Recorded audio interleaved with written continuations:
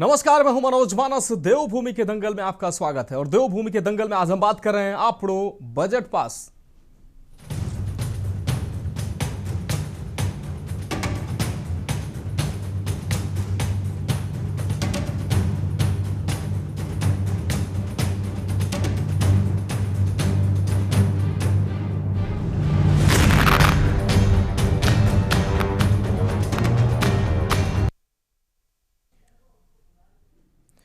केंद्रीय वित्त मंत्री निर्मला सीतारमण ने 1 फरवरी को लोकसभा में केंद्रीय बजट 2026-27 पेश किया है। ऐसे में उत्तराखंड को भी इस बजट से बेहद ज्यादा उम्मीदें रहीं। खासतौर पर राज्य सरकार की निगाहें भी इस बजट पर रही हैं। ऐसा इसलिए क्योंकि ये प्रदेश में चुनावी वर्ष है और साल 2027 में उत्तराखंड में विधानसभा के चुनाव होने हैं। केंद्रीय वित्त मंत्री निर्मला सीतारमण 1 फरवरी को केंद्रीय बजट 2026-27 उन्होंने पेश किया। इस बजट को लेकर देश भर के राज्यों की उम्मीदें जुड़ी हुई हैं, लेकिन उत्तराखंड के लिए यह बजट खास मायने रखता है। ये बजट वजह ये साफ है, साल 2027 में प्रदेश में विधानसभा चुनाव होने हैं और ऐसे में राज्य सरकार की नजर केंद्र से मिलने वाली योजनाओं और वित्तीय सहायता पर टिकी हुई थी, जिस पर भाजपा सरकार को यह बजट उत्तराखंड को विकास के पद पर ले जाने वाला बजट लगा। लेकिन कहीं ना कहीं इस बार का बजट विपक्षी दलों के हिसाब से बेहद निराशाजनक लग रहा है। वहीं धामी सरकार की माने तो इस बजट में खास तौर पर धार्मिक, पर्यटन, जल संरक्षण, रेलवे नेटवर्क, सामाजिक सुरक्षा योजनाएं और ऊर्जा क्षेत्र से जुड़े प्रस्तावों को प्राथमिकता दी गई है। देश का आम बजट आज पेश किया गया। वित्त मंत्री निर्मला सीतारमण मोदी कार्यकाल के दौरान वित्त मंत्री के रूप में लगातार 9वां बजट भाषण उन्होंने संसद में दिया। अब बजट को लेकर अलग अलग दलों के नेताओं की अलग अलग प्रतिक्रियाएं सामने आ रही हैं। आज इसी पर चर्चा करेंगे। पहले ये रिपोर्ट देखिए।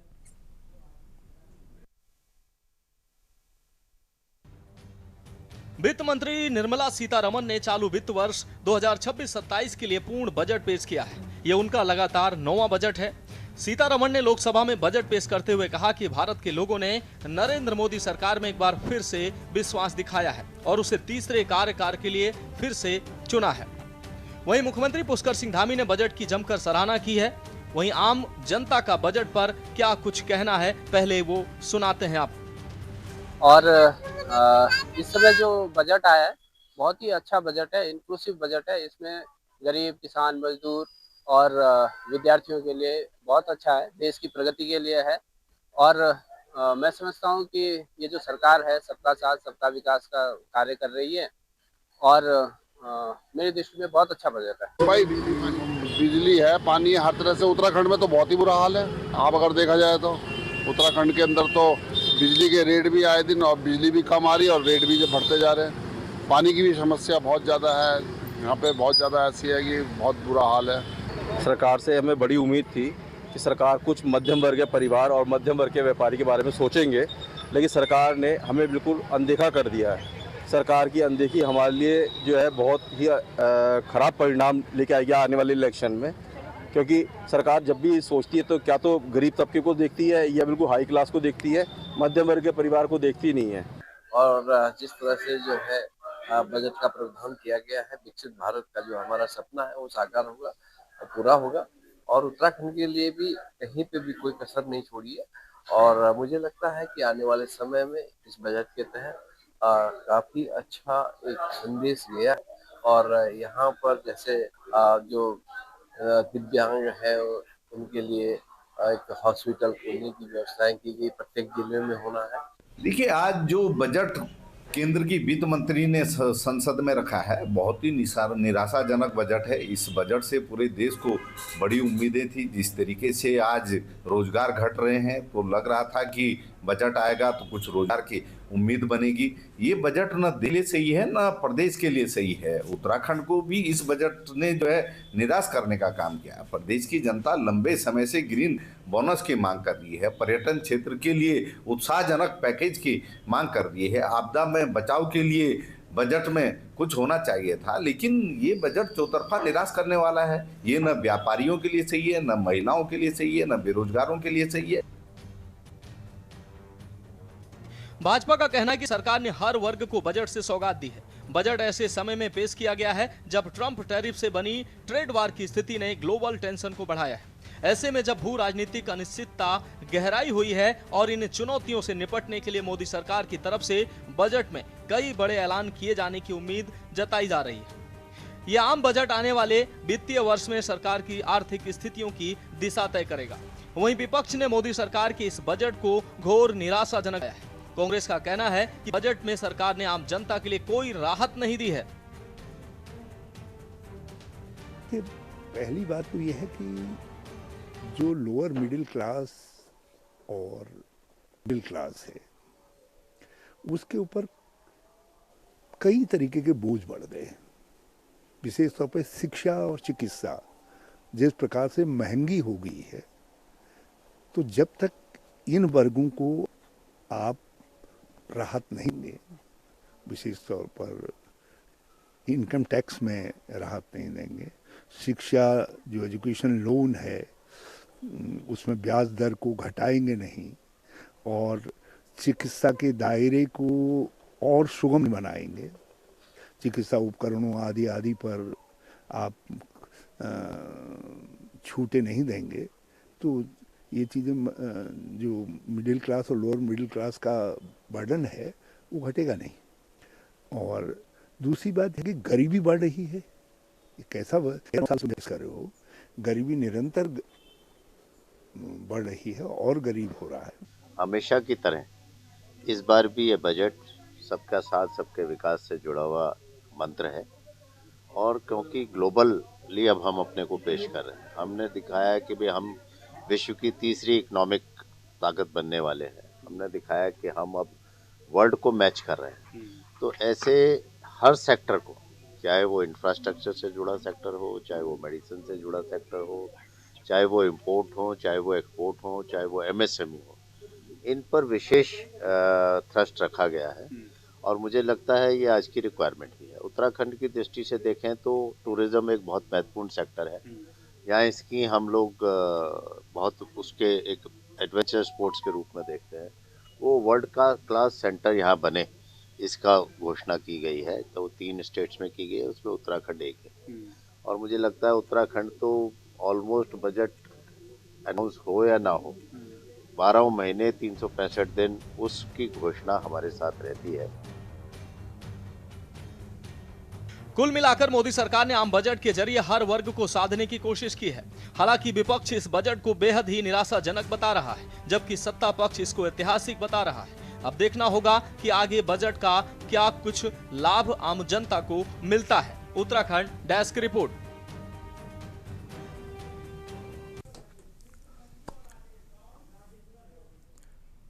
तो अब 9वां बजट निर्मला सीतारमण ने पेश किया है, और ये बजट जो है, इस बजट पर सत्ता पक्ष कह रहा है कि ये संतुलित बजट है, महत्वाकांक्षी बजट है। प्रधानमंत्री नरेंद्र मोदी ने भी इस बजट की सराहना की। अलग अलग राज्यों के मुख्यमंत्री भी इस बजट की सराहना करते नजर आ रहे हैं। लेकिन एक तरफ वहीं विपक्ष है जो कह रहा है कि ये बजट सिर्फ आंकड़ेबाजी है, इसमें तमाम चीजें जो है नजरअंदाज की गई हैं, चाहे वो आम आदमी से जुड़े मुद्दे हों, किसानों से जुड़े जो चीजें हैं उसको नजरअंदाज किया गया है। आज इसी विषय पर हम इस महत्वपूर्ण चर्चा को शुरू करते हैं। खास मेहमान भी हमारे साथ जुड़ चुके हैं।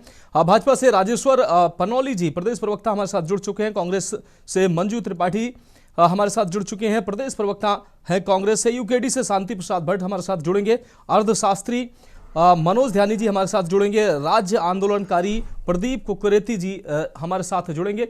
फिलहाल आप सभी मेहमानों का चर्चा में स्वागत करते हुए सबसे पहले राजेश्वर पनौली जी का रुख करेंगे। राजेश्वर जी, आपकी सरकार कह रही है और तमाम जो है आपके मुख्यमंत्री हों या मंत्री हों, एक तरफ कह रहे हैं कि ये संतुलित बजट है। प्रधानमंत्री ने भी साफ तौर पर कहा कि यह संतुलित बजट है, महत्वाकांक्षी बजट है। 2047 के जो विजन को लेकर पार्टी चल रही है, उस विजन को आगे बढ़ाने का यह बजट है। और तीसरी अर्थव्यवस्था जो है वो भारत तीसरी अर्थव्यवस्था बने, उसके लिए यह महत्वाकांक्षी बजट है। दूसरी तरफ विपक्ष कह रहा है ये सिर्फ आंकड़ेबाजी है, इसमें तमाम चीजें जो आम लोगों के लिए, किसानों के लिए होनी चाहिए वो नहीं है। क्या कहेंगे आप? धन्यवाद मनोज जी। देखिए, जो बजट जो फैक्चुअल बजट है, हम कह रहे हैं वाली बात नहीं है, ब्लैक एंड व्हाइट पे जो दिखाई दे रहा है वो वाली बात है। और उस ब्लैक एंड व्हाइट को हम अचीव भी करेंगे जी। इसमें कहीं कोई दूर दूर तक शक और सुबह नहीं किसी को नहीं होना चाहिए।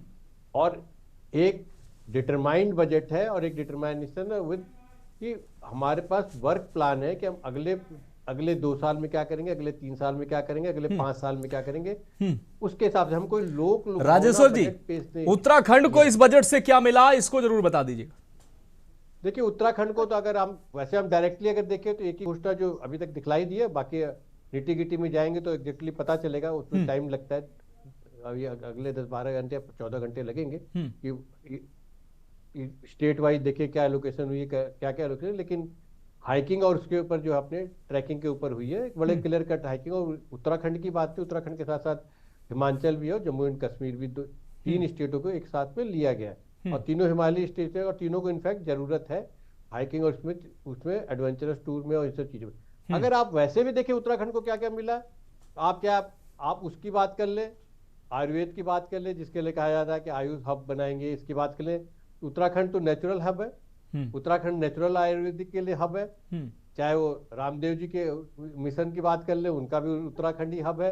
उस ढंग की अगर हम बात करते तो ऑटोमेटिकली वहां का बेनिफिट है उसमें। अगर हम उसकी दूसरे की बात भी कर ले कि जो वर्ल्ड वाइड जो आयुर्वेदिक की दवाई की सप्लाई की बात कर ले तो हम उसमें भी हब है।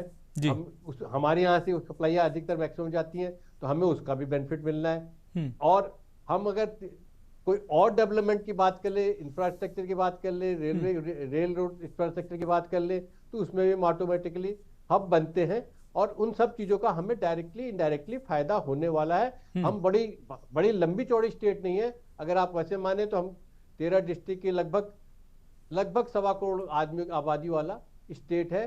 और जो इतने बड़े स्टेट के लिए इतनी चीजें मिलना अपने आप में काफी बड़ी बात है। और उत्तराखंड की बात करें तो उत्तराखंड में साइज के हिसाब से, पोटेंशियल के हिसाब से उनके उत्तराखंड के साथ, दरअसल राजेश्वर जी सवाल इसलिए अहम हो जाता है, वैसे तो ये देश का बजट है और देश समग्र पूरे देश के लिए तो तमाम योजनाएं हैं, तमाम जो किसान हो, मजदूर हो और सामान्य वर्ग हो, सभी के लिए इसमें कुछ ना कुछ घोषणा होती है और हुई भी है।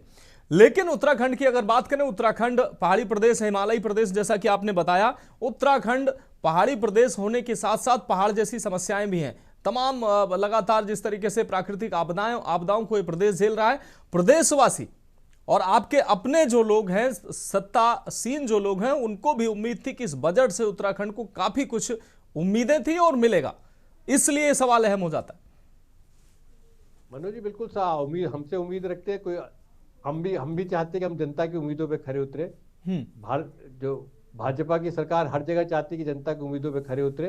और लेकिन उम्मीद की 2 बातें उम्मीदों में से ध्यान रखना चाहिए। एक, आपको लगता है कि डायरेक्ट इमीडिएट बेनिफिट आ जाए कि आपने सरदर्द की दवा खाई और सरदर्द आपका ठीक हो गया।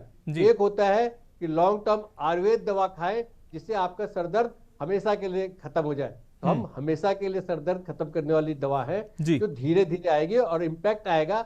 चाहे वो डेस्टिनेशन मैरिज की बात कर ले, चाहे टूरिज्म डेवलपमेंट की बात कर ले, इन सब का हमारे ऊपर, क्योंकि हम नेचुरल हैं, हम हिमाचल से भी कई चीजों में एडवांटेज में हैं। हम उसके साथ अगर आप फ्रांस जाते हो तो एक एफिल टावर मिलता है, जो एफिल टावर के लिए लोग फ्रांस जाते हैं, वहां के पेरिस में जाना है, एक टावर के लिए इतना एडवर्टीजमेंट करके अपने टावर को करते हैं। हम उस मुकाबले में काफी अधिक एडवांटेज लेकर के अब स्पेशलाइज कर रहे हैं, धीरे धीरे उन चीजों पे जा रहे हैं। हम उसके साथ साथ ठीक है, वोकल फॉर लोकल भी कर रहे हैं। ठीक है, महत्वपूर्ण ये है राजेश्वर जी, उत्तराखंड पर्यटन का प्रदेश है, 4 धाम यात्रा और कुल मिलाकर तीर्थाटन का प्रदेश है। तो टूरिज्म की जो बात है, टूरिज्म की बात जो सरकार ने कही है, उसका फायदा उत्तराखंड को मिलना चाहिए, मेरा ये मानना है। अगर टूरिज्म की बात होती है तो टूरिज्म आधार है उत्तराखंड का, चाहे धार्मिक टूरिज्म हो या उस अदरवाइज टूरिज्म हो, इसलिए सवाल अहम हो जाता है। ठीक है, आप हमारे साथ बने रहिए। कांग्रेस प्रवक्ता मंजू त्रिपाठी जी हमारे साथ बनी हुई हैं। मंजू जी, क्या लगता है इस बजट, आपके नजरिए से अगर इस बजट को देखा जाए तो आपको ये बजट कैसा लगता है? सरकार कह रही है समावेशी बजट है, प्रधानमंत्री ने भी कहा कि ये आत्मनिर्भर भारत के लिए ये रोड मैप का बजट है, तीसरी अर्थव्यवस्था बनाने का ये बजट है, 2047 में विकसित भारत का ये रोड मैप बनाने का बजट है। देखिए, मेरे नजरिए की बात मत करिए भाई। हम जो है, मैं सबके नजरिए की, आम जनता के नजरिए से बताऊंगी आपको कि किस तरह से आम जनता को फिर एक बार जुमले रूपी झुंझुना पकड़ा दिया निर्मला नहीं, आम जनता वो तो जनता ही बताएगी। आप फिलहाल अपना अपना पक्ष रख दीजिए कि आपको बजट कैसा। निर्मला सीतारमण जी ने, देखिए, कांग्रेस जो है इस देश के लिए, कांग्रेस के लोगों ने शहादत दी, तो हम आम जनता की बात करते हैं, हम अपनी पर्सनल बात नहीं करते हैं। सभी दावा करते हैं, सारे राजनीतिक दल, ये तो ये बात ठीक जी। उत्तराखंड को आप देखिए कि किस तरह से जुमले रूपी झुंझुना फिर पकड़ा दिया गया। आपने कहीं देखा पूरे बजट में बड़ी बड़ी बातें मोदी जी करते हैं कि मुझे उत्तराखंड से विशेष लगाव है, लेकिन इस बजट में उत्तराखंड कितना निराश रहा। इतनी बड़ी आपदा आई इस साल, त्राइमाम पूरे राज्य में मचा रहा। क्या किस तरह से कितने शव आज भी दराली में दब के रह गए, उनका कोई लेखा जोखा नहीं। लेकिन इस तरह से उत्तराखंड को क्या पैकेज, उत्तराखंड को उसी प्रकार अनाउंस हुआ पैकेज जिस प्रकार इन्वेस्टर समिट में 200 करोड़ रुपए खर्च करके, लोकल फॉर वोकल करके, और ताज की कैटरिंग परोसने के अलावा और कुछ नहीं किया। उसी तरह ये बजट भी उत्तराखंड वासियों के लिए रहा, बिल्कुल निराशाजनक रहा।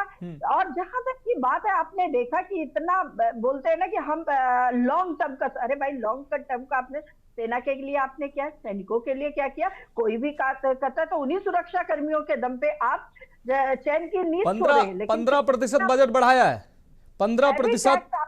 मंजू जी, सैन्य बजट 15% बढ़ाया है। इसमें सैनिकों के लिए सुविधाएं, सैलरी और हथियार सब शामिल है। राहत दिया आपने, सैनिकों को कहा राहत दी, स्वास्थ्य में क्या राहत दिया, चिकित्सा में क्या स्वास्थ्य चिकित्सा की हालत आप देखिए, उत्तराखंड में कितनी समस्याएं हैं। लेकिन उत्तराखंड जो है निस्तब्ध रह के इस बजट को देख रहा है कि कुछ समझ ही नहीं आ रहा है। खाली अरे भाई यहाँ तो नेचुरल प्रकृति है, उसको छेड़ के कर रहे हैं आप। पर्यावरण की दृष्टि से देखिए, हमारा जो है उत्तराखंड स्वर्ग है, तो आप उसको क्या ट्रैकिंग और फलाना और धमकाना और इधर की बात उधर, उधर का बात उधर घुमा कर पेश कर रहे हैं। तो इसलिए कुछ भी नहीं, मैंने कहा ना, ये जुमले वाली सरकार है। जुमले बाजी करने से ये बाज नहीं आते। उसी हिसाब से आप महिलाओं को देख लिए, कोई सुरक्षा नहीं, महिलाओं के किचन में फिर डाका डालने का काम किया। तो इस तरह से एलपीजी के रेट बढ़ाने का काम किया। और जहां तक की बात है, आप शिक्षा स्वास्थ्य की बात करिए ना, शिक्षा, व्यक्ति शिक्षित रहेगा और स्वस्थ रहेगा तभी तरक्की कर पाएगा। उस चीज में आप फेल हैं। और जहां तक बात कर रहे हैं कि रामदेव हमें हमारे भाजपा के प्रवक्ता भाई कर रहे हैं, तो रामदेव तो चाहे कितना भी मिलावट कर ले, कोई भी उनका सैंपल सही नहीं पाया जा रहा है। लेकिन आप लोग उनको सह देके उन पर लगाम कसने का काम नहीं कर पा रहे हैं, अपनी पीठ थपथपाने का काम कर रहे हैं। रामदेव कर रहे हैं। कोई भी सैंपल आप बता दीजिए, किसी दवाई का, घी का, हर सैंपल उनका फेल पाएगा, लेकिन उनको आप लोग सपोर्ट कर रहे हैं। तो ये उद्योगपतियों की, धनाढ्यों की पार्टी है, इनको आम जनता से कोई लेना देना नहीं है। तो घोर निराशाजनक बजट कहने के अलावा कुछ भी नहीं कह सकते। ठीक है मंजू जी, आपकी बात आ गई। हमारे साथ राज्य आंदोलनकारी प्रदीप कुकरेती जी जुड़ चुके हैं। प्रदीप कुकरेती जी, चर्चा में आपका स्वागत करते हुए आपसे अहम सवाल। प्रदीप कुकरेती जी, वैसे तो ये बजट जो पेश हुआ है ये देश का बजट है, लेकिन हर प्रदेश को कुछ ना कुछ आस होती है कि इस प्रदेश में ये मौजूदा समस्याएं हैं और हमारे प्रदेश को मिलेगा कुछ ना कुछ इस बजट में। उत्तराखंड को इस बजट में आपको क्या लगता है, क्या मिला है? क्योंकि सैन्य बजट में अगर 15% की बढ़ोतरी हुई है, टूरिज्म में इसमें अगर ध्यान दिया गया है, तो इससे उत्तराखंड को लेना देना है चूंकि, तो इससे क्या उत्तराखंड को लाभ मिलने वाला है? दूसरी चीज, आपदा का यह प्रदेश है, तमाम समस्याएं इस प्रदेश में, तो उम्मीदें भी बड़ी थी। उन उम्मीदों पर यह बजट, खासकर उत्तराखंड की जब हम बात करते हैं, तो ये खरा उतरता है। प्रदीप जी, फोन अनम्यूट कर लीजिए। मैं मनोज जी, मैं उत्तराखंड के परिप्रेक्ष्य में अगर सोचूंगा जी, निश्चित रूप में राज्य का बजट है, लेकिन हर राज्यवासी अपने राज्य को लेके और उनके हितों को लेके जो है केंद्रित रहता है। निश्चित रूप से 25 वर्षों के अंदर मैं अगर एक कम्युनिकेशन से जो मैं इसकी बात करूं, जोड़ने की अगर मैं बात करूं जी, तो हम आज तक अभी व्यापारिक राजधानी से किसी एक्सप्रेस से नहीं जुड़ पाए। अस्थायी राजधानी देहरादून की मैं बात कर रहा हूँ। देहरादून से एक कोई एक्सप्रेस गाड़ी नहीं है अभी तक मुंबई के लिए, और हम रजत जयंती मना रहे हैं इस प्रदेश की, और रेलवे का बड़ा नेटवर्क को बड़ा प्रचार प्रसार किया जाता है। एक छोटा उदाहरण आपको दिया, 25 वर्षों के अंदर और आजादी के बाद देहरादून रेलवे स्टेशन से हम मसूरी की तरफ छोड़िए, कालसी की तरफ छोड़िए, हम सहारनपुर तक नहीं रेल की तय कर पाए। 82, 86 से लेके 95, 96 में 2 सर्वे हो चुके हैं, वो रेलवे की पटरी का आज तक कोई धरातल पे नहीं ला पाए। आप विशेष राज्य का दर्जा अटल जी ने इस राज्य को दिया था, क्या कारण है कि अब उसको विशेष राज्य का दर्जा आप नहीं दे पा रहे हैं? हमने यहाँ पे भले ही कितना ही हमारे पूर्वजों ने और वर्तमान में हम कितना वन लगा रहे हैं, लेकिन हमें जो हम ग्रीन बोनस की मांग करते आ रहे हैं, खुद स्वयं सरकार में चाहे कोई भी सरकारें रही हों, स्वयं अपनी सरकारों से भाजपा कांग्रेस इस बात की मांग करती रही कि हमें ग्रीन बोनस के उसमें कोई एडवांटेज दीजिए। हम यहाँ इतने वृक्ष लगा रहे हैं, इतनी शुद्ध हवा दे रहे हैं, आप बर्फ के लिए पूरी बारिश के लिए मारामारी सोच रहे थे, आज जब लदगद हमारी जो हिमालय में जो पूरे बर्फ पड़ी हुई है, तो वो कहीं ना कहीं जो वाटर लेवल सही हो रहा है, वो कहीं ना कहीं पर्यावरण शुद्ध हो रहा है, पूरा जो है AQI हमारा शुद्ध हो रहा है, तो जो ऑक्सीजन यहाँ से सप्लाई हो रही है उसके बदले में हमें कुछ नहीं मिल पा रहा है। एक अपेक्षाएं होती है हमारी। गंगा को अगर आप देखेंगे, चाहे गंगोत्री जमुनोत्री से लेके पूरे तमाम अगर आप देखेंगे, गंगा सागर तक जा रही है, पूरे उसका सफाई के अभियान के तौर पे जो उसके जो किनारे जो सही मायने में ईमानदारी पे STP पे काम होना चाहिए था, उसके लिए कोई विशेष योजना नहीं लाई गई। वहां के जो लोग शिफ्ट किए गए उनके लिए कोई योजना नहीं लाई गई। और पहाड़ के परिप्रेक्ष्य में अगर कहूं, जैसे अभी आपने बहुत सही कहा कि अगर ये पर्यटन नगरी भी है तो ये तीर्थ नगरी भी है, उसके परिप्रेक्ष्य में अलग अलग दृष्टि से उनके लिए पैकेज लाने जाने चाहिए थे। कैसी योजना कैसे उसमें धरातल पर उतारी जाएगी, रोजगार को लेके किस तरीके से योजना बनाई जाएगी, एम्स को लेके खाली अगर बिल्डिंग का ढांचा बना देने से और खाली प्रमाण पत्र देने से अगर हमें स्वास्थ्य लाभ मिल जाएगा, तो ऐसा स्वास्थ्य लाभ हमें नहीं चाहिए। आप पहाड़ों पे विशेषकर 9 जिले जिन उद्देश्यों को लेकर इस राज्य की परिकल्पना हुई थी, वो एम्स अगर वहां पे उपलब्ध होते और पूरे इंफ्रास्ट्रक्चर के साथ होते, तो निश्चित रूप में आदमी यहाँ से दिल्ली की भीड़ कम होगी, चंडीगढ़ की भीड़ कम होगी, मेरठ की भीड़ कम होगी, वो वहीं का पहाड़ का व्यक्ति पहाड़ में स्वास्थ्य ले पाए। ऐसे ही हमारी जो तमाम जो राष्ट्रीय मार्गों की योजनाएं, अब राष्ट्रीय NH की मैं आपको बात बताता हूँ, NH में अब ये नियम बन गया है कि राष्ट्रीय राजमार्ग वही बनेगा जहां से हमें टोल मिलेगा। बाकी के जो अगर मैं छोटा उदाहरण देना चाह रहा हूं आपको, आप नीलकंठ अगर कभी मौका मिलेगा या गए होंगे, आप ऋषिकेश से अगर आप कोटद्वार पौड़ी इधर ये जुड़ना चाहेंगे, टिहरी किसी मार्ग पे जुड़ना चाहेंगे हट के, तो वो राष्ट्रीय राजमार्ग में नहीं आएगा, क्योंकि वहां वो जो कहते हैं कि यहाँ टोल नहीं मिलेगा, तो मतलब वो 15 फुटी सड़क पे ही चलेगा, वो वही राज्य स्तर के भरोसे लोक निर्माण विभाग के भरोसे चलेगा। तो इसमें कहीं ना कहीं अमेंडमेंट किए जाने की आवश्यकता थी। रोजगार की दृष्टि में केंद्रीय योजनाएं, आप ये लगाइए कि हेमवती नंदन बहुगुणा ये इतना विश्वविद्यालय था, उसको आपने यहाँ पे श्रीदेव सुमन में केंद्रीय विश्वविद्यालय आप एक तो और खोलते, ताकि पहाड़ के आदमी को पहाड़ में रोकते, पलायन पे कोई एक नई योजनाएं लेके आते, ताकि पलायन पे हम उस पर काम कर सकते थे। कहने को बहुत कुछ है, लेकिन उसमें यह है कि किस तरीके से सोच है, ये हमारे 8 सांसदों ने क्या लिख के वहां दिया, क्या उनकी मांगे थी, और हमारी सरकार का ड्राफ्ट वहां क्या गया, ये सारी उस पर ठीक है, आपकी बात आ गई। प्रदीप जी, हमारे साथ देवचंद्र उत्तराखंडी जी यूकेडी प्रवक्ता जुड़ चुके हैं। देवचंद्र जी, चर्चा में आपका स्वागत करते हुए आपसे अहम सवाल, जिस तरीके से ये बजट पेश हुआ है, इस बजट को लेकर आपको क्या समझ में आ रहा है कि ये बजट जनता का, आम जनता का बजट है? क्योंकि जो विपक्ष कह रहा है कि ये उद्योगपतियों का बजट है, हालांकि शेयर बाजार गिर गया जैसे ही ये बजट पेश हुआ है, सोने चांदी की कीमतें घट गई हैं, लेकिन आम जनता को इससे कितना राहत मिलता नजर आ रहा है? वो भी उत्तराखंड के लोगों को।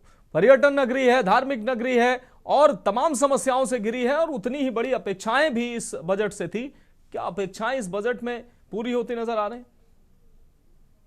देखिए मनोज जी, सबसे पहले तो मैं बता दूं कि मुझे अभी आनंद फानन में जोड़ा पड़ा और मैं थोड़ा अपने इसके आंकड़े भी नहीं जुटा पाया, लेकिन अभी जो कुकरेती जी ने जो बिल्कुल राज्य आंदोलनकारी और उनके दिल में जो पीड़ा है उसको देखकर जो उन्होंने कह दिया, तो मेरी भी कोई अलग से राय नहीं है। पर मेरा एक मानना होगा, क्योंकि जहां कभी हमने भी बजट पे काम करते हुए देखा है, मुझे तो सबसे पहले बीजेपी के प्रवक्ता के माध्यम से ये जानकारी चाहिए कि इस बजट में सरेंडर फंड कितना है। सरेंडर फंड से आपको पता चल जाएगा कि आप कर क्या रहे हैं, आपका विकास की योजना क्या है, आप करना क्या चाहते हैं। क्योंकि हर बजट में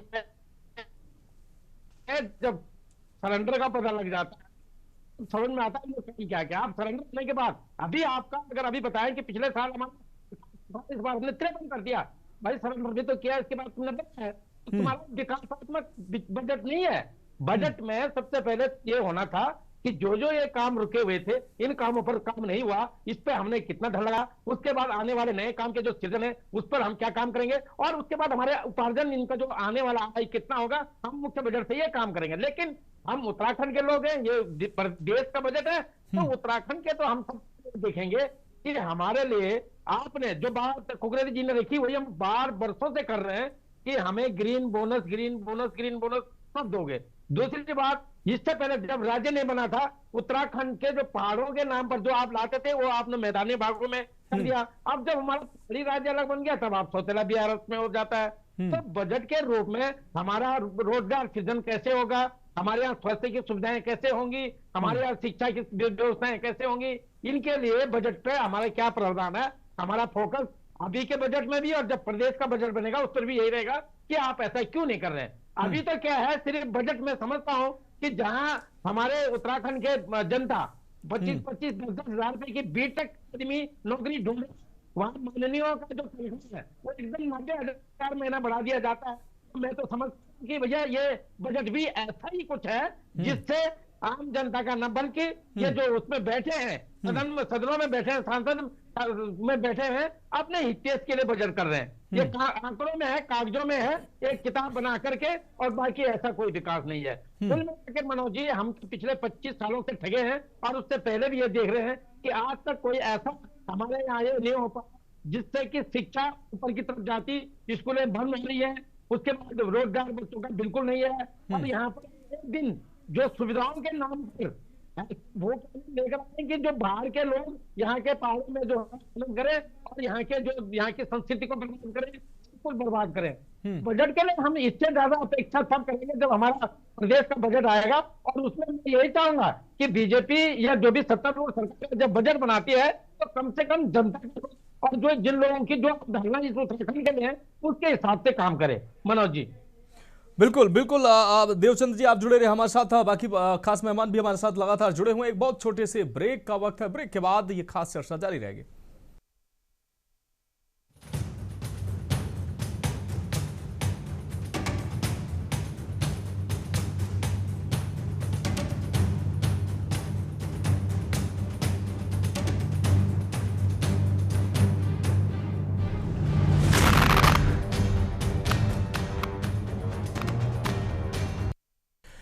तो ब्रेक के बाद देवभूमि के दंगल में एक बार फिर से आपका स्वागत है। हम बात कर रहे हैं अपनो बजट पास, और खास चर्चा में हमारे साथ खास मेहमान जुड़े हुए हैं, सीधे उनका रुख करेंगे। मनोज ध्यानी जी अर्थशास्त्री हमारे साथ जुड़े हुए हैं। मनोज ध्यानी जी, हम आपका रुख करेंगे। मनोज ध्यानी जी, 2026-27 का आम बजट पेश हुआ है। इस बजट को आप आप अर्थशास्त्री हैं, आपकी नजर में ये बजट कैसा है? क्योंकि प्रधानमंत्री ने साफ तौर पर कहा कि ये बजट ये महत्वाकांक्षी बजट है और समावेशी बजट है, संवेदनशील बजट है, लोकल से ग्लोबल बनाने वाला ये बजट है, MSME को बढ़ावा देने वाला ये बजट है, भारत को तीसरी बड़ी अर्थव्यवस्था बनाने वाला ये बजट है। 2047 का रोड मैप इस बजट से होकर जाता है। क्या कहेंगे आप? जी, ये अभी 2 दिन पहले जो इकोनॉमिक सर्वे बजट से पहले दिया गया था, उसको अगर हम दृष्टिगत रखते हुए, क्योंकि लक्ष्य वही से निर्धारित किए जाते हैं जी, और उसी रीत में बजट को हमारे को देखना भी पड़ता है। तो हमारे जो आर्थिक सर्वे था उसमें भारत के लिए एक सुनहरा अवसर और सुनहरे भारत की संकल्पना की गई थी, लेकिन साथ साथ में ये भी वहां पर चिंता दर्शाई गई थी कि जो विश्व है, वैश्विक समाज है, वो अंधेरी की ओर बढ़ रहा है और अंधकार बढ़ रहा है। तो आज हम एक वैश्विक समाज के हिस्सा है, ग्लोबल कम्युनिटी है। ऐसे समय में जब विश्व अंधेरे की ओर बढ़ रहा है तो हम एक स्वर्णिम कैसा बन पाएंगे, ये एक बहुत बड़ा चुनौती होगी। लेकिन सकारात्मक दृष्टिकोण को रखने के लिए मैं चाहूंगा कि ये हमारा दृष्टिकोण हो और अगर हम इसे प्राप्त कर लें तो ये बहुत बड़ी उपलब्धि होगी। हमारे जो मुख्य आर्थिक सलाहकार जो बी अनंत नागेश्वरन साहब ने जो इकोनॉमिक सर्वे रखा था, उसमें एक बात रखी है कि 2026 में जो फाइनेंशियल क्राइसिस आने वाली है वो 2008 के मुकाबले में 10 से 20% और गहरी होगी। यानी कुछ ऐसे वित्तीय परिस्थितियां आने वाली हैं, परेशानियां देखने को मिलेंगे पूरे विश्व समाज के भीतर में, जिसमें हिस्सा हम भी हैं। उसमें 2008 का जो क्राइसिस था उसके मुकाबले 10 से 20% गिरावट आएगी। फिर भी हमारे जो बजट है उसमें जो लक्षित जो रखा गया है वो 6.8% से 7.2% का ग्रोथ रेट विकास दर हमने अपने लिए लक्ष्य निर्धारित किया है राष्ट्र के लिए। और इसके लिए जो एफडीआई में जो सबलीकरण है, जो हमारा लॉजिस्टिक विकास है, जो हमारे उत्पादन स्कीमें हैं, उनको सरकार ने रखा है। जो इकोनॉमिक सर्वे हमारा कह रहा था उसमें एक बात जो मैंने अध्ययन की वो था FRBM एक्ट का प्रावधान। FRBM एक्ट जो हमारे आपके दर्शक सुन रहे होंगे जिनको ये जानकारी देनी आवश्यक रहेगी कि ये FRBM एक्ट है, fiscal responsibility and budget management act. इसके तहत हमारे को बजट को इस तरीके से लेके जाना पड़ता है जिससे राज्य अपनी राजस्व और प्राप्तियों को संतुलित बनाए और हमारी बैलेंस शीट एक बेहतर रूपरेखा धारित कर दे। और यही लक्ष्य राष्ट्र का केंद्रीय स्तर पर और राज्यों का राज्य स्तर पर जो इकाइयां होती हैं उनका बजटीय प्रावधान रहता है जी। इसमें हमारे जो 2024-25 के लिए कुछ लक्ष्य निर्धारित किए थे पिछले बजट में, और वो लक्ष्य यह थे कि उसमें जो कर लक्ष्य के जो प्राप्ति रखा था वो था 34.20 लाख करोड़ के आसपास, लेकिन हम राजस्व प्राप्ति कर पाए 30.36 लाख करोड़, यानी करीब पूरा का पूरा 4 लाख करोड़ कम हमारे को कर लक्ष्य प्राप्त हुआ। ऐसे ही नॉन टैक्स सेगमेंट में अगर हम बात करें तो 28 लाख करोड़ का लक्ष्य रखा गया था, लेकिन हम 25 लाख ही प्राप्त कर पाए, 3 लाख करोड़ हम वहाँ पे है। लोन रिकवरी की बात करें तो उसमें भी लगभग 29 लाख करोड़ के आसपास का है प्रावधान, और वो कम रहा है, वो भी 5 लाख करोड़ के आसपास नीचे कम रहा है। तो और एक दो चीजें जो मैं बजटीय दृष्टिकोण से बहुत महत्वपूर्ण मुझे लगती है कि जो बातें जो सरकार निर्धारित करती है वो बड़ी अच्छी है, वो चिंताओं को, राष्ट्र की चिंताओं को समझना। उस दृष्टिकोण से सरकार ने ये देखा है कि जो डिजिटल एडिक्शन है, मेंटल हेल्थ प्रॉब्लम है युवाओं में जो आ रही है, इस ओर ध्यान केंद्रित किया जाए। और क्योंकि ये हमारे आर्थिक सर्वे के लक्ष्य रहे हैं, तो उस दृष्टिकोण से सरकार का अगर इस पर ध्यान केंद्रित हो रहा है तो बहुत इम्पोर्टेंट है। लेकिन जब हम FRBM एक्ट की बात करते हैं तो उसमें जो चिंता हमारे जो मुख्य आर्थिक सलाहकार हैं नागेश्वरन साहब ने, उन्होंने कहा है कि ये जो कैश ट्रांसफर का जो होता है राज्यों के बीच में, ये चुनाव के दौरान से राज्यों के द्वारा या सरकारों के द्वारा ये उचित नहीं है, और ये इससे चिंता उन्होंने जाहिर की है। और इकोनॉमिक सर्वे में ये बात कही थी कि शॉर्ट टर्म गेन तो होता है इससे, लेकिन लॉन्ग टर्म लॉस होता है। परंतु वही दूसरी ओर केंद्र सरकार ये कह रही है कि हमारे को इसमें थोड़ा सा लिबरल अप्रोच केंद्र के लिए होना चाहिए, निश्चित रूप से मनोज ध्यानी जी, हम इसको उत्तराखंड के परिप्रेक्ष्य में भी हम समझेंगे कि उत्तराखंड को आखिर कितना इससे इस बजट में, क्योंकि चुनावी प्रदेश भी है और चुनाव को अक्सर ध्यान में रखकर सरकारें बजट में जरूर तमाम चीजें समाहित करती हैं, उसको भी हम जानेंगे। आप हमारे साथ बने रहिए। हमारे साथ भाजपा से लगातार राजेश्वर पनोली जी जुड़े हुए हैं। राजेश्वर जी, हम एक बार फिर से आपका रुख करें। राजेश्वर जी, उत्तराखंड की, जैसा कि पहले मैं कह चुका हूं कि उत्तराखंड के लोगों को बड़ी आस थी। आपदा इस प्रदेश ने झेली, अभी हाल ही में काफी नुकसान प्रदेश को हुआ, ऐसे में काफी उम्मीदें थी।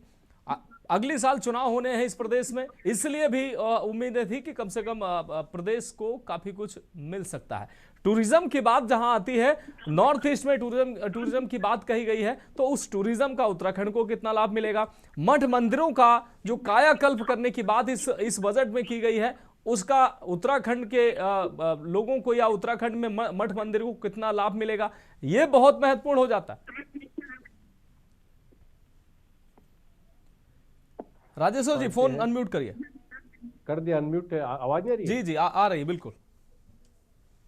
हम उत्तराखंड की जहां तक बात करें, जो माननीय प्रधानमंत्री जी, उनका उत्तराखंड के प्रति विशेष लगाव रहा है और विशेष हो रहा है। आप 2027 की बात भी कर ली तो 2027 में भी कुंभ आ रहा है, तो उसके लिए फंड चाहिए, तो वो भी फंड कहीं ना कहीं। मंजू जी कह रही विशेष, यही तो मंजू जी कह रही विशेष लगाव है, लेकिन विशेष कुछ दिखा नहीं है। अब आप सुन तो लीजिए पूरी बात जी। जो फंड के लिए कोई जरूरी नहीं है कि डायरेक्ट बजट में ही आपका एलोकेशन हो, ठीक है। इनडायरेक्ट एलोकेशन दूसरी तरीके से होता है। इनडायरेक्ट एलोकेशन में आएगा, वो फंड भी आप ही के आएंगे, और आपके पास जनता कितनी है?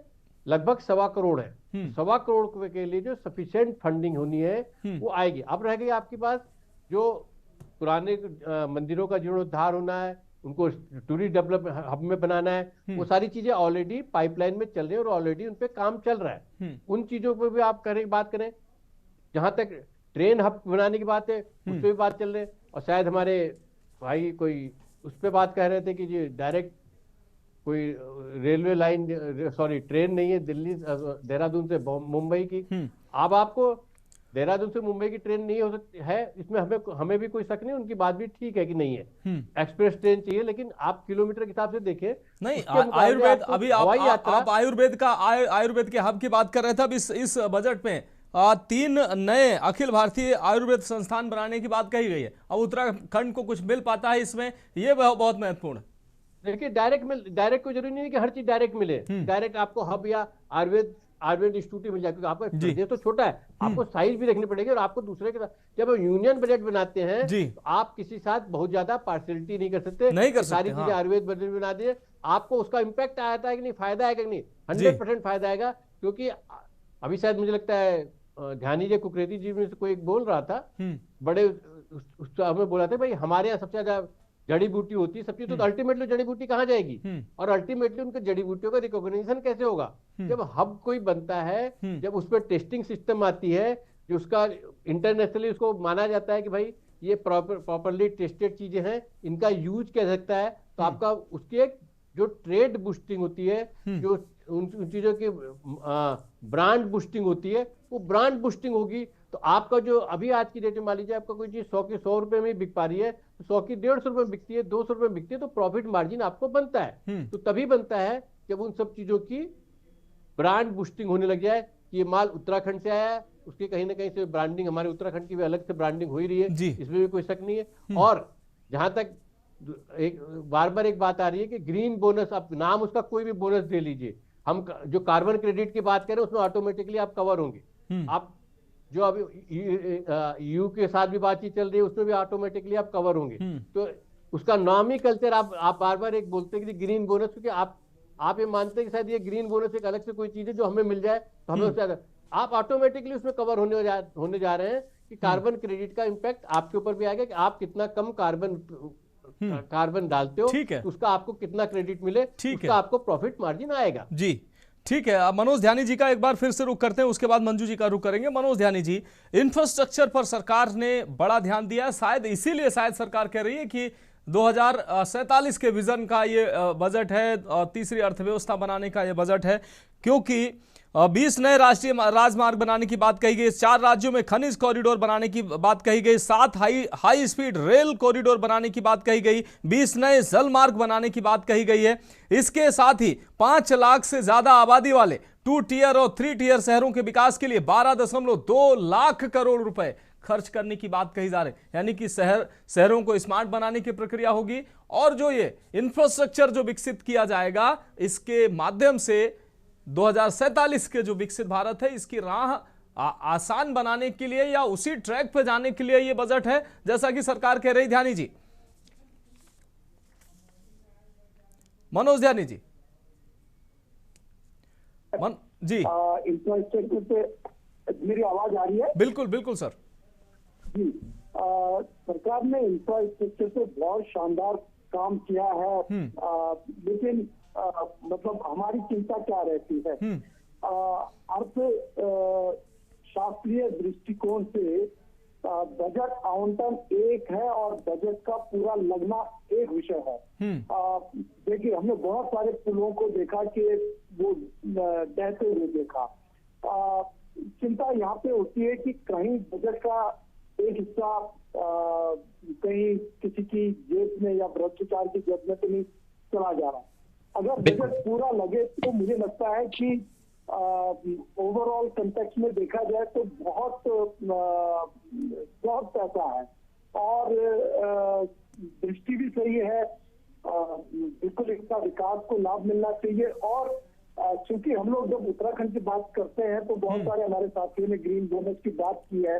ग्रीन बोनस हमारे को मिला है, लेकिन सवाल यह है कि ग्रीन बोनस का खर्च कहाँ किया गया? खर्च तो प्रशासनिक मद में उसका खर्च कर दिया गया है जी। ग्रीन बोनस का लाभ उन लोगों को, उन ग्रामीणों को तो मिला ही नहीं जिन्होंने ग्रीनरी को बचाए रखा। जब तक आवंटन पूरी तरीके से सही हाथों की ओर नहीं बढ़ेगा और तो बहुत सारे लाभ जो है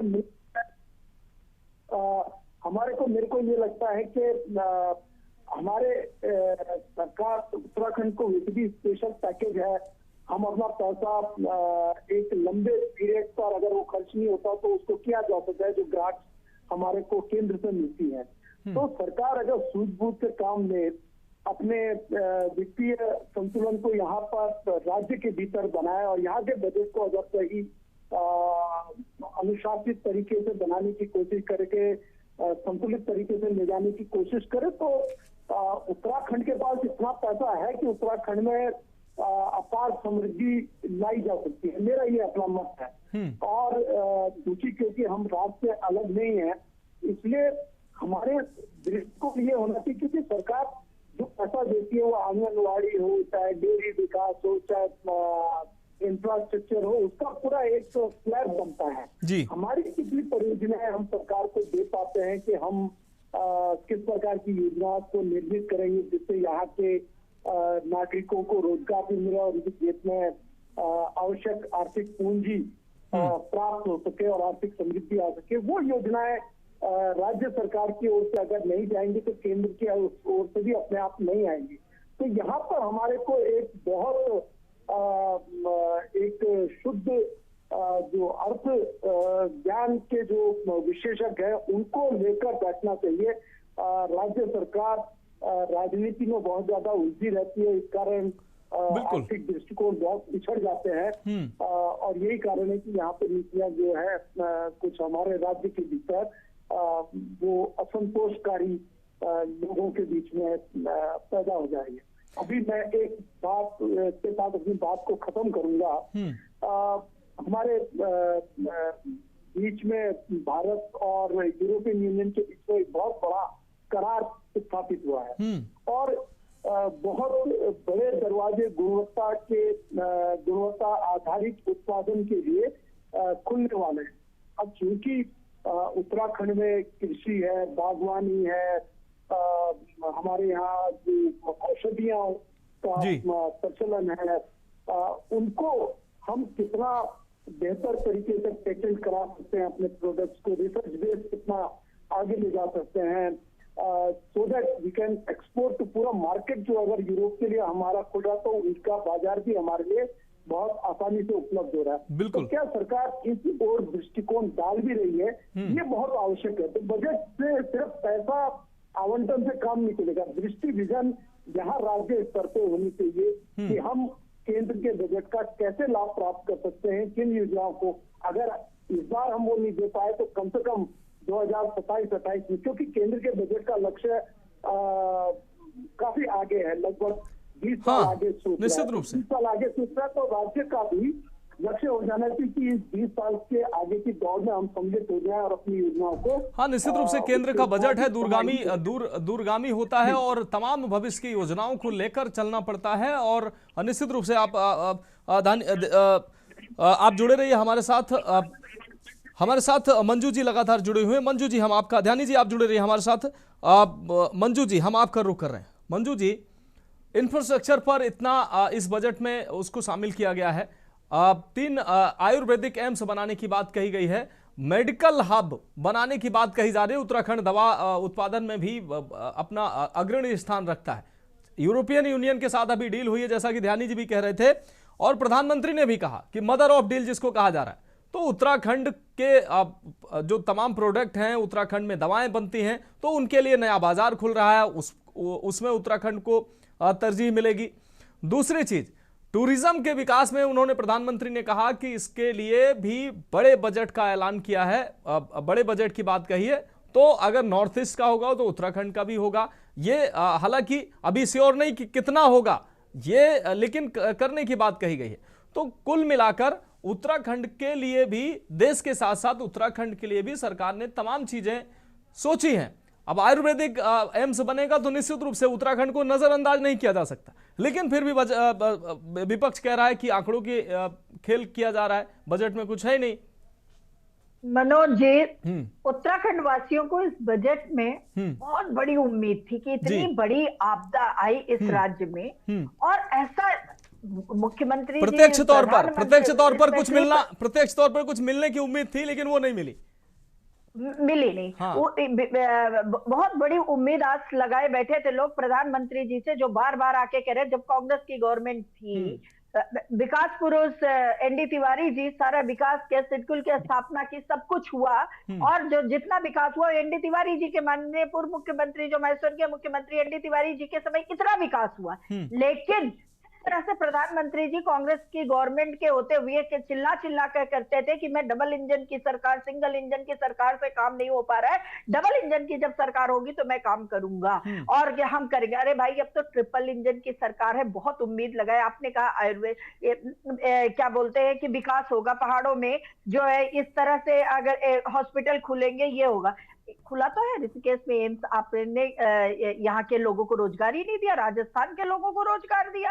आपने देखा होगा कि देवभूमि में जब यात्रा चलती है, एक फूल बेचने वालों से जब पत्रकार उनके पास गए, बोले आप कहाँ से बिलोंग कर, बोले हम तो गुजरात के। तो यहाँ क्यों पलायन हो रहा है, बेरोजगारी क्यों बढ़ रही है कि आप अपने जो है गुजरात के लोगों को यहाँ से, क्यारा टनल का कांड हुआ, ये मंजू जी, ये कोई लेकर नहीं आता है मंजू जी, मुझे लगता है मंजू जी, मुझे लगता है कोई लेकर नहीं आता है ऐसी जगहों पर। लोगों को उम्मीद होती है कि वहां जाने से कमाई होगी। कश्मीर के युवक यहां आते हैं, यहां के युवक वहां जाते हैं, वैष्णो देवी की यात्रा निकलती है। तो ये पूरा देश है जहां जिसको रोजगार और धन मिलने की उम्मीद होती है, लोग जाते हैं। इसमें कोई सरकारों का योगदान नहीं होता किसी सरकार का कि वो गुजरात से ले आए, वो झारखंड से ले आए, वो बिहार से ले आए। मनोज जी, प्रायोरिटी किसको होनी चाहिए? देखिए, दाल में नमक खाया जाता है, नमक में दाल नहीं खाई जाती है। प्रायोरिटी तो यहाँ के लोगों को होनी चाहिए, उत्तराखंड वासियों को होना चाहिए। अगर उनको सारी सुविधाएं होती, उनके ऊपर ध्यान केंद्रित होता, तो इस तरह से पलायन ना होता। ये बात आपकी महत्वपूर्ण है। ये बात आपकी महत्वपूर्ण है कि किस तरह से उस पर क्या बोलते हैं, रोड पर प्रसव हो जाता है और उनको व्यवस्थाएं नहीं मिल पाती हैं, चिकित्सा की व्यवस्था, ठीक कह रहे हैं आप।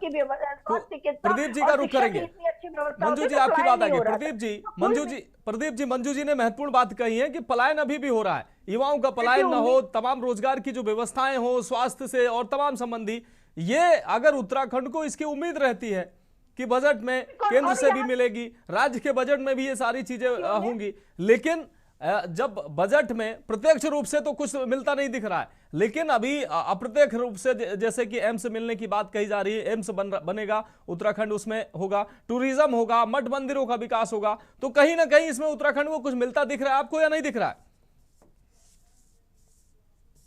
देखिए जी प्रदीप जी। मनोज जी, मैं केवल इतना कहना चाह रहा हूँ पुनः इस बात को लेके कि क्या केंद्र सरकार ने उत्तराखंड में आने वाले समय में 8-10 महीने बाद चुनाव हैं। दूसरी बात, जब प्रधानमंत्री स्वयं कह रहे हैं कि मेरा उत्तराखंड सबसे प्रिय प्रदेश है, तो आपने पहाड़ों के लिए पलायन की दृष्टि से कोई छोटे कुटीर उद्योग के लिए एक पहल, कोई ऐसी योजना निकाली? क्या आपने रोजगार की दृष्टि से जो आईटी के तमाम बेंगलोर से लेके तमाम नोएडा से लेके जो एक सेटअप तैयार किया जा रहा है, हमारे यहाँ एक आईटी पार्क खुला था, वो एक धर्मशाला बन के रह गया, जो आओ जो मर्जी अपनी दुकान खोलो, आईटी पार्क के नाम पे वो उपहास का केंद्र बन गया। क्या कोई ऐसी योजना हमारे बेरोजगारों के लिए आएगी? आईटी केंद्रीय योजनाओं के अंतर्गत, हर्बल के अंतर्गत हमारे प्रदेश में क्या है कि मैं फिर कह रहा हूं कि चाहे वो ग्रीन बोनस को लेके हो, रेलवे का इंफ्रास्ट्रक्चर आपने क्या दिया नया? सेना को लेके सैन्य प्रदेश के रूप में जाना जाता था, आपने सैन्य की कोई बड़ी इकाई यहाँ पे यूनिट स्थापित करते, उस बहाने से आदमी वहां पे उसको सेटअप होता। सेना की आप रेगुलर जो भर्ती है उसमें कोई योजना निकाल के लाते। तो बहुत सारी चीजें हैं। शिकायत सामान्य आदमी वो अपने बच्चे के गले में, अपनी लड़की के गले में मंगलसूत्र कैसे पहनाएगा? इसके लिए क्या परिप्रेक्ष्य होने जा रहा है? क्या चीजें हैं? बहुत सारी चीजें हैं, शिक्षा से, स्वास्थ्य से, जो पूरे तमाम रोजगार को लेके, इंफ्रास्ट्रक्चर को लेके। और मंगलसूत्र तो छोड़िए, पायल बिछुआ भी छीन ले रही है ये गवर्नमेंट। चांदी के रेट इतने हाई हो रहे हैं। चांदी सोने के रेट मंजू जी अंतर्राष्ट्रीय मार्केट तय करता है, और फिलहाल अभी 2 दिन में कम हो गई, और मार्केट पे उसमें मुझे लगता है सरकार आपकी रही हो या मौजूदा सरकार हो, सरकारों का बस उसमें नहीं है। आप भी जानती हैं कि अंतर्राष्ट्रीय मार्केट से तय होता है। ठीक है, देवचंद्र उत्तराखंडी जी हमारे साथ है। देवचंद्र उत्तराखंडी जी, आप कुछ कहना चाह रहे हैं? जी, मेरा तो ये कहना है कि जैसे अभी ध्यानी जी ने बताया, वो एक अर्थशास्त्री हैं, और जैसे आपने बताया कि भाई इंफ्रास्ट्रक्चर का हाल हम आपको बताते हैं कि उत्तराखंड में कई ऐसे आयुष विद्यालय या आयुष घर इन्होंने बना दिए हैं जहाँ पर जड़ी बूटी उद्योग होती हैं। और मैं पैनोलॉजी को जानना चाहूंगा कि वहां पर देखना उस मंदिर में उसको आयुर्वेदिक जड़ी तो नहीं, लेकिन उस मकान के ऊपर झाड़ियां जम गई हैं। वो बजट में होना चाहिए था कि नहीं होना चाहिए था उत्तराखंड के लिए? आपके प्रदेश के बजट में, बाकी बाहर का तो पैसा मिला तो विजन में बता दिया कि क्या है, लेकिन ये इंफ्रास्ट्रक्चर मुझे सपष्ट सीधा बात है कि ये एक किताब बन के रह जाती है। मेरा पहला सवाल था कि आप हर साल कितना सरेंडर करते जाते हैं? वो सरेंडर को भी तो नए साल में आपने बोलना है कि भाई आगे उसको बढ़ाना है कि नहीं बढ़ाना है। बजट में तो अभी मोटी बातें हमारे को ये आनी चाहिए कि ऐसा हम कर रहे हैं, इसकी वजह से इन चीजों पर, इनके पहले भी जो बजट आते हैं, अब ये चीज थोड़ा सस्ती होंगी या ये चीज बजट बनाने के लिए, आय को करने के लिए ये महंगी होंगी, ताकि जो घरेलू, जो घर में जो घर की वाइफ है, जो हमारे गृह मंत्रालय है, वो सोचे कि वास्तव में इस बजट में किसका कितना फायदा है। इस बजट में सीधा अंबानी, अडानी, इडानी और मोदी जी के आप लोगों का फायदा। कहता हूँ इस बजट में ये प्रोजेक्ट होता कि जितने इस 11 साल में बहुत हो गए हैं, इस बजट में कुछ और इम्पैक्ट हमारा होता। ये किताबें बनाने की बात है। और निश्चित रूप से आप ठीक कह रहे हैं देवचंद्र जी। एक महिला गृहिणी सोचती है कि हमारे लिए किचन में क्या राहत सरकार ने दिया है। किसान सोचता है खाद बीज और तमाम चीजों में हमें क्या राहत दिया है। सैनिक सोचता है कि मैं बॉर्डर पर खड़ा हूं, मुझे इस बजट से क्या मिला है। व्यवसायी सोचता है मुझे इस बजट से क्या मिला है। हर व्यक्ति को सोचने का अधिकार भी है, क्योंकि हर व्यक्ति का यह बजट होता है। तो निश्चित रूप से समावेशी बजट प्रधानमंत्री ने भी कहा है, तमाम लोग कह रहे हैं, लेकिन मैं कह रहा हूं कि अभी तमाम इसके जो पहलू हैं वो पढ़ने देखने की जरूरत है। लेकिन ये जनता का बजट है, तमाम लोगों की प्रतिक्रियाएं सामने आ रही हैं। कुछ लोग कह रहे हैं कि नहीं ठीक है ये बजट, कुछ लोग कह रहे हैं कि नहीं समावेशी नहीं है, इसमें तमाम चीजें शामिल होनी चाहिए, आम जनता को राहत देनी चाहिए, जो इसमें प्रत्यक्ष रूप से नहीं दिखाई दे रही है। खैर फिलहाल बहुत शुक्रिया इस खास चर्चा में जुड़ने के लिए। मंजू जी आपका, राजेश्वर जी आपका, और देवचंद्र उत्तराखंड जी आपका बहुत शुक्रिया। प्रदीप कुकरेती जी आपका बहुत शुक्रिया इस महत्वपूर्ण चर्चा में शामिल होने के लिए। फिलहाल देवभूमि के दंगल में अभी के लिए मेरे साथ इतना ही। मुझे दीजिए इजाजत और आप देखते रहिए के न्यूज़ इंडिया।